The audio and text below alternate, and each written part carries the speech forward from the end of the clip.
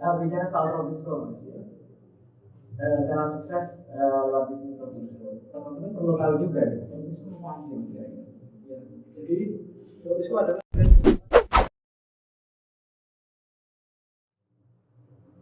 Assalamualaikum warahmatullahi wabarakatuh. Selamat datang di podcast kewirausahaan HMJ Akuntansi Syariah UIN Said Haringan Makhluk Agung. Nah, podcast kali ini bertemakan entrepreneurship in modern business. Sebelum kita bahas tentang tema, kita kenalan dulu. Ada Ayunda dan Anjas yang akan menemani teman-teman akuntansi untuk membahas podcast kewirausahaan kali ini. Nah, kalau bicara soal tema entrepreneurship in modern business, apa sih itu Kak? Kenapa kita harus mengambil tema gitu? Ada apa di tema itu? ada apa? Apa Apa ada jangkriknya? Enggak ya. Kalau kita lagi scroll medsos nih teman-teman, namanya entrepreneur apalagi yang muda-muda pasti jadi trending, lagi ngetren di negara kita. Aku barangkali di dunia juga. Barangkali gitu ya. Semoga. Karena itu tuh menjadi tolak ukur kita sebagai anak muda supaya lebih berkreasi, kreatif dan berguna. Anak muda kan harus produktif juga ya. Nah, judul yang bakal kita ambil hari ini juga spesial. Ya, ayo. Apa itu? Cara sukses di usia muda lewat bisnis Robisco. Ada yang sudah tahu Robisco? Kayaknya unik banget ini. Nah, kali ini. Dan ada penasaran kali ya? Kita bakalan ngulik dan bakal bahas semuanya tentang Robisco. Dan juga cara-cara kewirausahaan juga ya. Untuk itu sudah hadir nih di samping Ayunda dan Anjas. Ada Owner dari Robisco, yaitu Aditya Prisma. Tepuk tangan nggak apa-apa, tepuk tangan virtual nggak apa-apa. Halo Kak, apa kabar? alhamdulillah baik. Oke, Kak Aditya Prisma, asli Tulungagung ya? Iya. Oke. Domisili di Poso Landang. Iya, jadi teman-teman UIN Tulungagung misalkan mau jalan-jalan ke rumahnya boleh ya? Boleh dong. Tapi sekalian beli Robisco. Nah, bicara soal Robisco, Mas.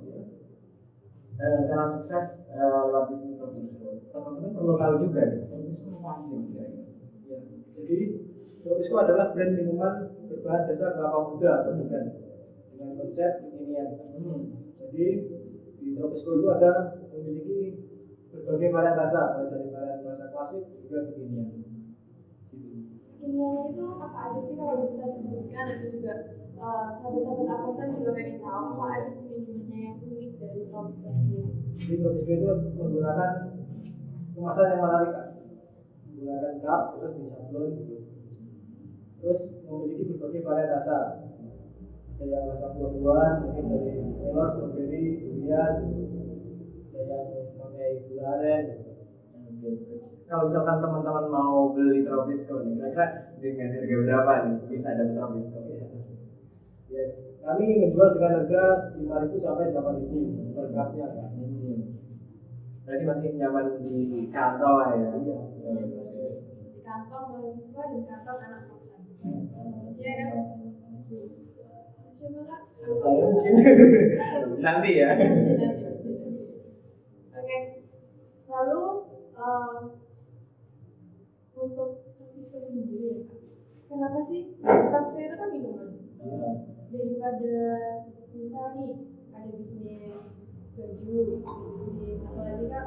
Macam-macam yang gitu ya, kayak misalkan online shop seperti itu. Kenapa kok menaruh hatinya, menaruh pilihannya kepada apa bisnis kuliner? Ada apa nih kuliner? Gimana ya? Ya karena suka aja sih. Jadi awal mula saya berbisnis minuman kelapa muda ini dulu waktu SMK kelas 3 gitu. Ya, ada temennya ayah saya itu menawarkan gimana kalau coba menjual es degan gitu. Di daerah sini belum ada loh gitu. Ya tanpa pikir panjang adalah saya coba gitu. Akhirnya ya ternyata kok makin hari makin suka gitu saya. Itu aja sih, Kak. Jadi memang awalnya dari tawaran dulu. Itu terjadi waktu masih sekolah Masih sekolah SMK tahun 2018 gitu. 2018 hingga hingga sampai sekarang tahun 2021 ya. Luar biasa banget ya kan ya. Dari SMK sudah bisa mempunyai pandangan yang luas tentang bisnis itu luar biasa banget. Aja dulu SMA ngapain? Saya ngapain ya? Tanya-tanya gitu soal sekolah. Soal masih tentang Tropisco. Kalau Tropisco ini, tadi kan mengenal apa namanya sajian air kelapa gitu ya, ditawari. Kemudian ada brand namanya Tropisco itu sejak kapan? Apakah sudah dari awal? Belum. Jadi Tropisco ini adalah brand baru. Tropisco saya dirikan bulan kemarin, bulan April 2021. Jadi saya memiliki konsep ide yang baru. Jadi merek Tropisco itu saya buat yang lebih kekinian, dari desain packagingnya, dari berbagai varian rasanya, Gitu. Memang biar memudahkan ya teman-teman. Iya, kalau misalkan membeli gitu ya, dari segi kemasan dan lain juga sebagainya. Untuk bicara tentang tadi kan ada unik di logo, unik di apa namanya sajiannya gitu. Apa sih yang membuat pembeda dari es degan yang didirikan sama Tropisco ini dengan es degan lainnya? Mungkin dari segi rasanya kuat ya, atau apa ya karena Tropisco itu memakai bahan yang berkualitas. Dari bahan baku utamanya kelapanya itu memakai kelapa muda pilihan, jadi yang benar-benar kelapa muda yang pas gitu. Jadi yang kelapa dagingnya enggak keras gitu kan, dan memakai bahan baku gula putih itu yang premium, jadi semakin rasanya semakin enak. Berarti kalau diambil kesimpulan teman-teman yang sudah punya usaha, yang namanya bahan baku dan quality control itu perlu Untuk sebuah pemasaran yang baik, nanti akan feedbacknya itu juga baik juga. kualitas untuk Menarik pelanggan dan kita juga perlu keren ya berarti. Oh ya, bicara branding nama nih, Tropisco. Kenapa sih harus namanya Tropisco? Kenapa nggak nama-nama yang lain gitu yang bisa diambil? Kenapa harus Tropisco? Jadi saya membuat nama Tropisco itu maknanya gini, saya ngambil kata tropis. Tropis itu kan gini ya, iklim Indonesia kan iklim tropis ya. Kalau kata kokonat artinya kelapa. Jadi maknanya Tropisco adalah minuman kelapa muda tropis gitu. Berarti nama Tropisco ini kan sudah ada sertifikasinya berarti mas? Ini masih proses. Oh, Proses izin merek lagi. Haki itu hak atas kekayaan intelektual gitu ya. Nah, berarti soal bicara haki ya, yang Tropisco sedang berupaya untuk dapat haki gitu ya, biar diakui tidak tidak ada yang menggunakan nama Tropisco. Itu melindungi brand kan.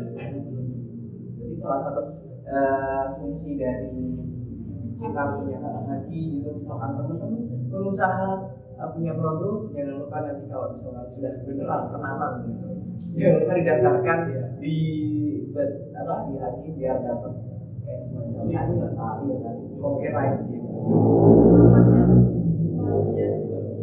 Aktif lagi ya di sebulan gitu. Soalnya ada banyak nanti jadi misalkan sudah punya produk mereknya bagus, produknya di mana-mana, sayangnya belum punya hak. Akhirnya ada yang mengaku-ngaku dia pemiliknya Dipidanakan nggak sih kalau ya mungkin bisa ya, pasti lah bisa. Oke.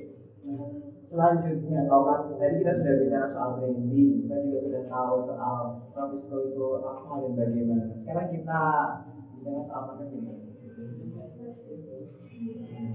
Nah, kalau kita lihat di platform-platform media sosial, kira-kira Tropisco itu udah masuk di mana aja sih media sosial nggak ada contoh?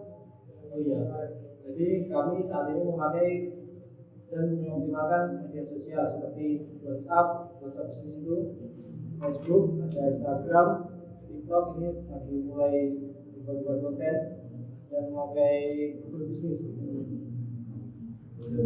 Nah, kalau saya sedang ngepoin Instagramnya Tropisco _official gitu teman-teman, ada yang unik loh di sana. Kalau misalkan teman-teman ada apa ya, kayak ada misalkan ada yang jualan gitu kan ya, promosinya lewat Instagram itu biasanya kan cuma diskon, promo, menarik produk. Tapi di Tropisco_official ini ada yang unik. Di sana adminnya memberikan kata-kata motivasi, ada juga memberikan kata-kata penyemangat, tips-tips, knowing apa ya, for your information gitu. Kira-kira apa alasannya kok nggak cuma fokus di promo produk gitu? Ya biar apa ya, biar pelanggan itu enggak bosan gitu, biar konten kita nggak terus jualan gitu. Ya sekali-kali diberi motivasi, diberi tips, diberi edukasi tentang apa sih manfaat air kelapa gitu. Gimana sih membedakan air kelapa muda yang baik gitu. Nanti poin pentingnya adalah selain apa ya, jadi pengusaha itu selain berdagang gitu, jadi ada sisi bermanfaat untuk orang lain juga. memang sisi edukasi ya. Edukasi gitu. Terus mau nanya sih Kak, sebelum memulai bisnis Tropisco, hal apa sih yang harus diperhatikan dalam memulai bisnis itu? Kan biasanya tuh kalau aku sendiri nih kalah mental gitu sama mungkin pedagang-pedagang di luar sana gitu, nanti overthinking, nanti mikirnya yang nanti laku gak sih kalau jualan ini, laku gak sih kalau jualan ini, terus misal promote takutnya tuh di hide gitu sama netizen gitu, sama teman-teman sendiri gitu, apaan sih ini, jualan apa sih gitu kan. Kita kan kalah mental sama pemikiran kita sendiri gitu. Gimana sih cara supaya kita itu bisa mengenalkan produk kita itu dengan baik tanpa kita itu harus overthinking tentang itu semua? Jadi intinya yaitu kita harus berani mencoba, berani memulai dan jangan takut gagal. Sama kita harus belajar bodo amat sih sama orang gitu ya. Dan itu kita harus terus berinovasi agar produk kita tetap laku. Terus kalau misalkan Mas Adit melihat pesaing itu seperti apa? Apa dia musuh saya atau mitra saya? Ya apa ya, kalau saya sih kita jadikan motivasi aja. Kalau pesaing kita bisa gini, kita harus lebih baik dari itu. Kita harus belajar gimana sih caranya biar kita mempunyai nilai tambah dibanding dengan pesaing. Inovasi. Benar. Terus kalau kembali ke marketing ya, selain mungkin lewatnya Instagram ya untuk promo dan memberikan konten edukasi tadi ya, apa namanya, Tropisco juga punya web sendiri kan? Untuk menjadikan suatu produk kan kita juga harus mensuplai ke sosial media supaya orang itu tahu. Kira seperti itu juga nggak? Iya, kalau gitu. Iya. Jadi Tropisco itu juga memiliki web di Indonesia ini. Dan gunanya itu buat katalog Kak. Jadi seorang pelanggan yang akan mau beli bisa diarahkan di situ. Jadi nanti kan di situ sudah ada macam-macam produk Tropisco, nanti bisa pilih dan ada spesifikasinya dengan jelas. Nanti setelah itu bisa langsung diarahkan ke desa, langsung admin gitu. Apa namanya? Foto produk yang unik itu tuh menunjang pelanggan kita di situ. Iya, pasti. Apalagi kalau fotonya itu estetik. Apalagi anak-anak sekarang kan butuhnya itu yang estetik-estetik gitu. Kalau saya lihat di Instagramnya terakhir ada postingan sekarang apa namanya, tahun kemarin mungkin foto produknya pakai produk ini ya, ada kelapa, ada cupnya gitu, sekarang sudah ada modelnya gitu. Iya bener, ada mbak cantik dua sama ada cowok ganteng. Kira-kira itu bentuk apa ya, inovasi atau bukan sih? Atau Iya Kak, itu biar buat cari pelanggan gitu. Jadi kan maksudnya pelanggan biar tidak bosan gitu loh, lihat konten-konten kita, sekali-kali ada produk dengan yang model. Tadi kalau secara digital ya sudah, tadi Instagram udah punya, WA punya, buat katalog juga udah punya kan saya. Kira-kira kalau untuk marketing mau perluas ekspansi lagi kira-kira? Mungkin outlet yang lebih banyak lagi atau buat outletnya nggak hanya di Tulungagung aja, mungkin di kota-kota lain atau Iya, pernah kepikiran ya? Ya pasti dong ada di visi-misinya Provisto itu. Oh. Jadi kita mempunyai visi untuk mengembangkan cabang di seluruh Indonesia. Wah, kita doakan ya teman-teman ya, amin. Ya, nanti kita juga istilahnya open franchise, open kemitraan gitu. Jadi menjual bisnis brand Provisto ini. Oh ya, ngomongin soal outlet-outlet yang pengen disebarluasin gak hanya di kota Tulungagung aja nih, ada di kota lainnya. Ada nggak sih rencana-rencana lain yang mungkin maksudnya pengen pengembangannya itu bisa di bidang kafe atau restoran atau gimana gitu? Ya, kalau konsep dari Provisto ini mini cafe. Jadi kita memberi batasan, jadi di satu kota itu ya maksimal 2 gitu. Dua biar brandnya itu kuat gitu. Berarti kalau misalkan di mini cafe, nanti produknya juga tetap Provisto dengan model itu kan? Nanti ada rencana ada produk baru namanya jadi nanti kita menjual brand utuh satu butir itu nanti dikupas semenarik mungkin dan rencana ya mau dititipkan ke minimarket gitu dan membangun sistem reseller. Oh gitu. Jadi selain ada outlet, ada reseller juga. Nanti juga ada cafe. Ya, tapi juga nuansanya kelapa ya. Ya, di pantai gitu. Oh, barangkali bukanya di apa? Konsep di sana atau apa seperti mungkin bisa jadi Iya bisa. Kalau pas lagi di mana? ada Ya, cuma mungkin sama pantai itu ya. Ringin sewu apa di mana? Di belakang itu. yang Jadi biar teman-teman yang paling sering sih di rumah sih, soalnya kan di rumah itu aksesnya juga enak Iya, dan enak. banyak juga yang sana pengunjungnya itu, jadi mereka banget sih kalau bisa jualan juga di sana. kalau kita sama pantai itu cocok kan? Healing ya. Nah, untuk ketika berbisnis nih, sudah jalan, Provisto sudah jalan dari Maret hingga sekarang, pasti ada fase-fase sulit. Iya. Banyak kan? Ceritain dong mas.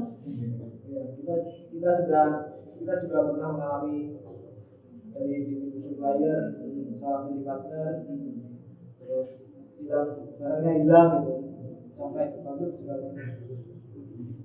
Ya, untuk solusinya ya untuk mengatasi masalah tersebut kami terus belajar untuk baru dan tidak mengulangi kesalahan yang sama.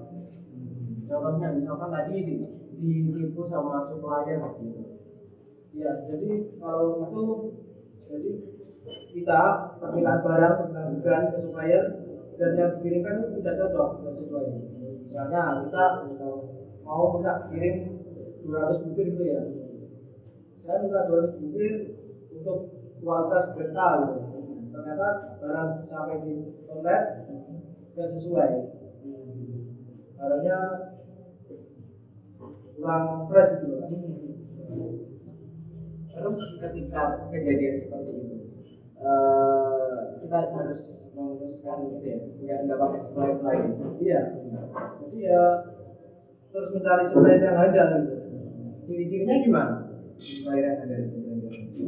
Ya dia mempunyai tanggung jawab, tepat waktu, mengingat waktu, ya jujur gitu.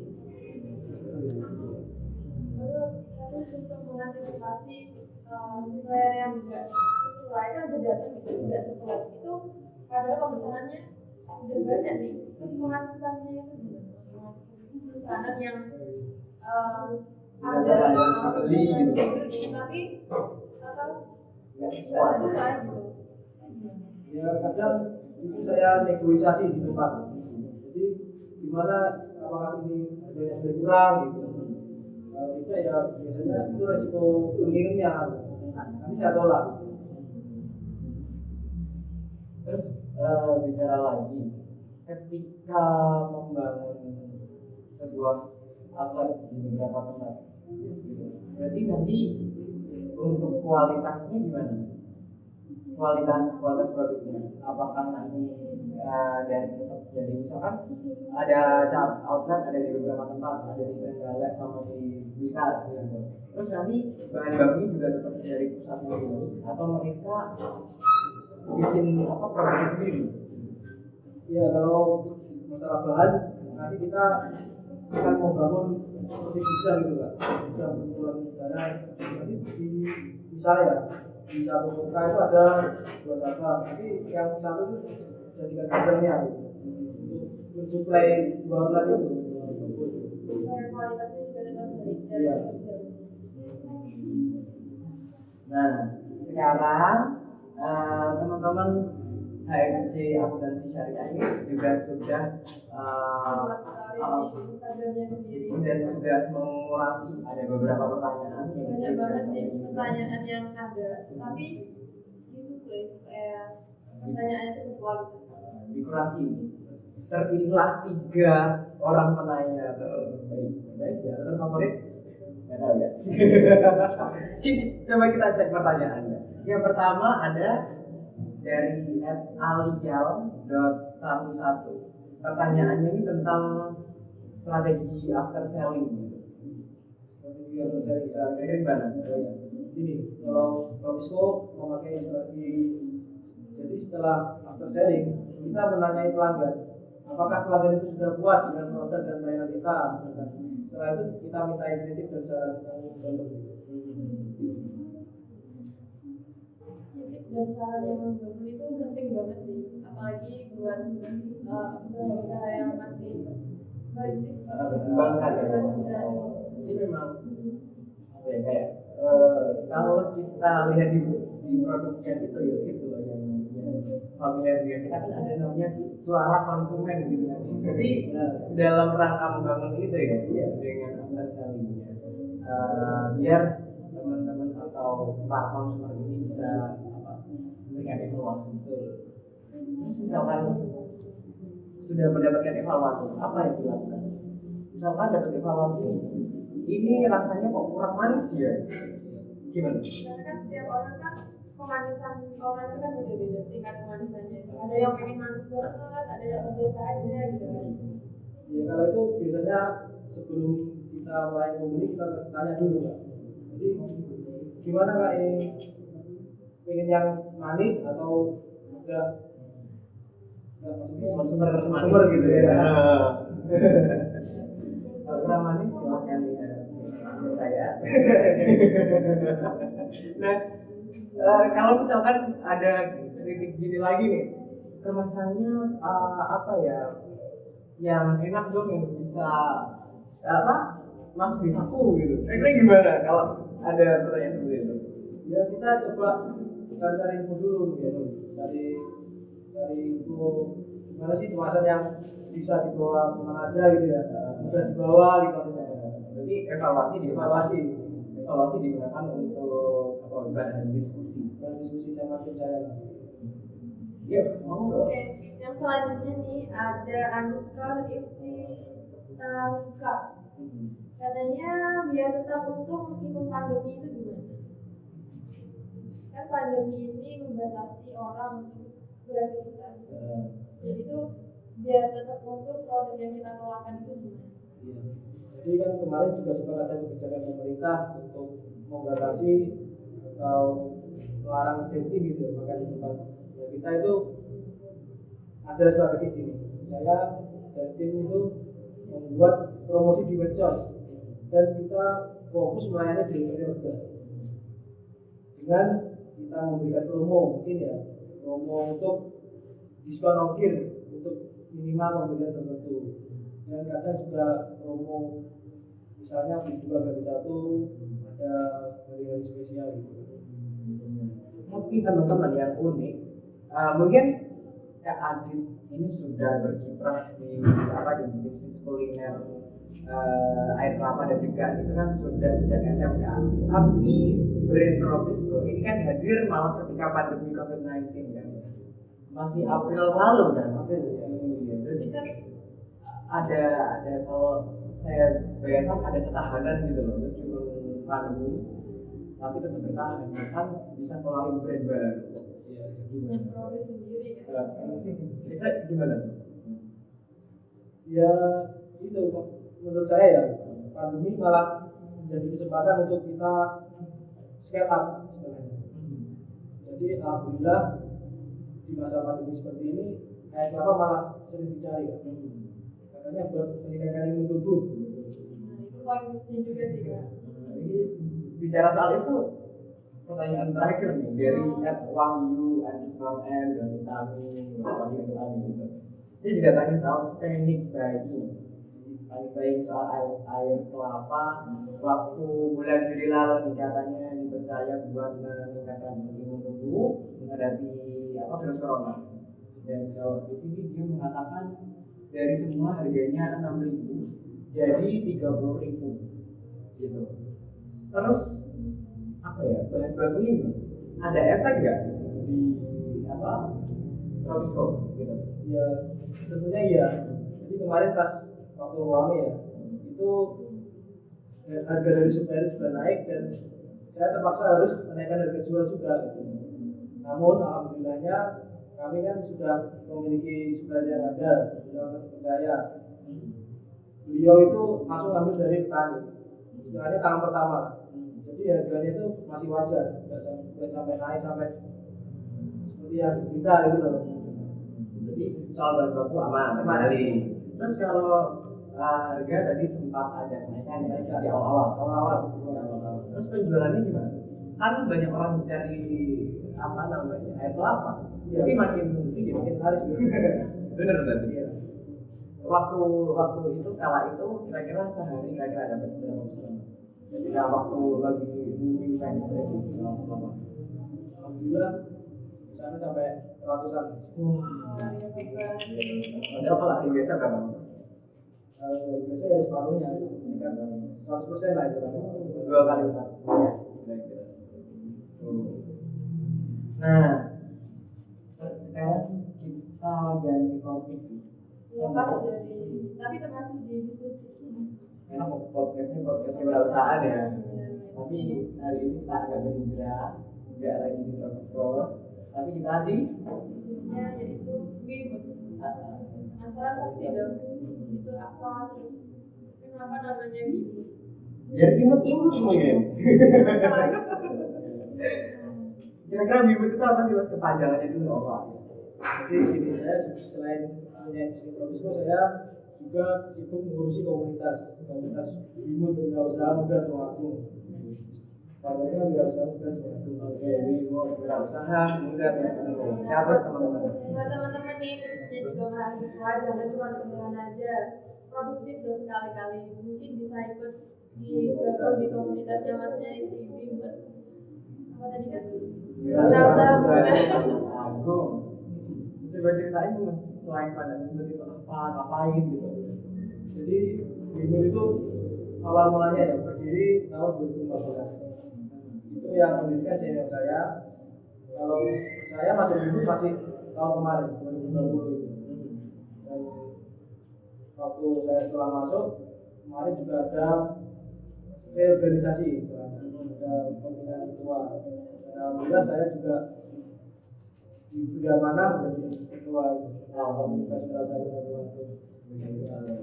Apa sih itu Bimut? Bimut itu adalah perkumpulan atau wadah untuk anak-anak muda Tulungagung yang memiliki usaha sendiri atau wirausaha. Saat ini Bimut memiliki anggota 114 orang. Itu berbagai macam bidang. Jadi mulai dari pertanian, perikanan, dari jasa sampai makanan minuman, terus IT juga ada. Intinya wirausaha yang muda ya. Kalau melihat Bimut itu apa namanya? Program kerja atau apa? Kebijakan dari pemerintah atau memang itu independen atau bagaimana? Kalau Bimut itu independen. Jadi kegiatan kita Bimut itu seperti mungkin mengadakan kopdar. Kopdar itu acara kopi santai lah, kopi santai bareng teman-teman anggota. Ya itu fungsinya tujuannya ya untuk sharing-sharing. Coba lah, bagaimana bisnismu gitu, saling tanya-tanya sama pengusaha kan enak. Kalau masnya waktu ada di forum Kopdar, kira-kira lebih banyak jadi yang dicurhatin atau yang ngasih apa saran nasihat gitu? Ya saya kan juga masih paling muda kan. Saya tanya-tanya ke senior itu. Jadi saya menghadapi permasalahan mungkin waktu ditipu partner itu gimana sih? Gimana sih caranya gini gitu, caranya keluar dari masalah ini gitu. Artinya yang senior sudah mengalami masalah tersebut. Berbagi informasi dan Informasi. berbagi ilmu juga. Jadi gak hanya cuma kopdar aja, tapi juga bisa bermanfaat ilmunya. Oke, bicara soal ilmu tadi nih Kak, wira usaha muda, nah khususnya di Tulungagung ini, itu penting banget sih, karena mensuplai untuk anak-anak muda supaya mereka itu aktif dan produktif. Jadi disupport ya teman-teman yang udah punya usaha gitu ya masih muda. Jadi bagi teman-teman yang masih lagi ngerancang usaha atau sudah punya usaha sendiri tapi kata kuncinya masih muda itu nggak apa-apa, boleh gabung dengan Bimo, nanti bakal ketemu sama Mas Adit ya bisa. Kalau masih belum pengen gabung, ikut kopi daringnya mereka, kopi darat dan kopi darat. Mungkin nanti pas ikut di kopdarnya punya motivasi sendiri buat bisnisnya, pengembangannya itu kayak gimana seperti itu. Terus ada pertanyaan lagi nih Kak, tapi pertanyaannya agak aneh. Tapi aku suka yang aneh-aneh. Oke. Boleh. Kata-katanya yang gimana nih Kak? Min, anggota HMJ-mu nggak ada yang jomblo ya? Rahasia aja tapi. Rahasia aja. Rahasia aja ya? Iya. Ini buat kakak-kakak HMJ AKS ini gimana ini teman-temannya, ada yang jomblo atau enggak? Ini dicari ini ya kayak. Ini kalau misal mau jomblo juga tahu. Oh dia lain kalau udah Ya, jomblo. kalau ada yang jomblo terus yang cantik terus serempet lagi. Dia cantik. Kok jomblo kok yang cantik? Tapi yang kirim itu cowok. Iya kayak itu cowok. Cowok. Cowoknya agak ganas-ganas ya ternyata anak umur satu ini. Oke, mungkin ada motivasi sendiri dari Kak Aditya Tisma tentang entrepreneur atau bisnisnya, motivasi atau pesan-pesan yang ingin disampaikan lah. Jadi gini pesan-pesan untuk teman-teman mahasiswa yang masih muda. Jadi usia muda adalah usia yang tepat untuk belajar banyak hal. Usia muda memiliki banyak ide dan usia muda adalah usia produktif. Jadi gimana kesempatan untuk sukses jauh lebih besar karena banyaknya tenaga, waktu dan pikiran. Berarti usia muda harus dimanfaati. Karir perlu dibangun sejak muda. Ini juga perlu. Yang penting itu berani action sama konsisten dan menerima konsekuensi apapun yang ada di lapangan. Nah, kalau ngomongin konsekuensi sama bilang, jadi ingat sebuah apa namanya? Kayak apa ya? Di waktu aku nonton satu drama itu si cewek ditanya gitu sama cowoknya, emang kamu berani menerima resiko dari semua pilihan-pilihan kamu itu? Jadi mau pilihan apa ya, resiko dari semua pilihan harus ditanggung. Karena hidup itu pilihan. Oke, nggak terasa kita udah ngobrol-ngobrol banyak banget tentang bisnis, yaitu entrepreneur. Oh ya, kalau begitu tadi dari Tropisco, kemudian Kendala apa aja? Lagi tadi juga kita sebut deh, kita singgung-singgung juga. Terus hal apa aja sih yang harus dipersiapkan dalam memulai bisnis? Marketing juga tadi. Juga banyak banget dan luas banget sih kalau kita berbicara tentang bisnis kayak. Tadi juga sudah diceritain sama Mas Adit soal kendalanya, jatuh bangunnya gimana, jatuh bangun aku berbicara. Oke. Nah, dan terakhir tadi kita sudah bahas soal Wimo, berarti sudah waktunya salam. Iya gak sih? Berat gak sih Kak kalau kami gitu? pasti ketemu lagi kok, jangan khawatir. Ya sudah kalau begitu kita ucapkan terima kasih sekali kepada Mas Aditya Prisma, owner dari Tropisco. Terima kasih sudah berbicara banyak hal dengan kita, sudah berbagi pengalaman banyak hal cerita-cerita juga. Mohon maaf. Membuat termotivasi nih. Jika mulai kita keluar. Mohon maaf ya kalau tadi ada selingan-selingan yang kurang mengenakan di hati. Ya sudah kalau begitu podcast kewirausahaan dengan tema entrepreneur in modern business kita tutup sampai di sini ya. Mungkin kalau ada kesempatan kita bakal ketemu di podcast lainnya ya. Anjas pamit dan Ayo undur diri, sampai ketemu di podcast selanjutnya. wassalamualaikum warahmatullahi wabarakatuh.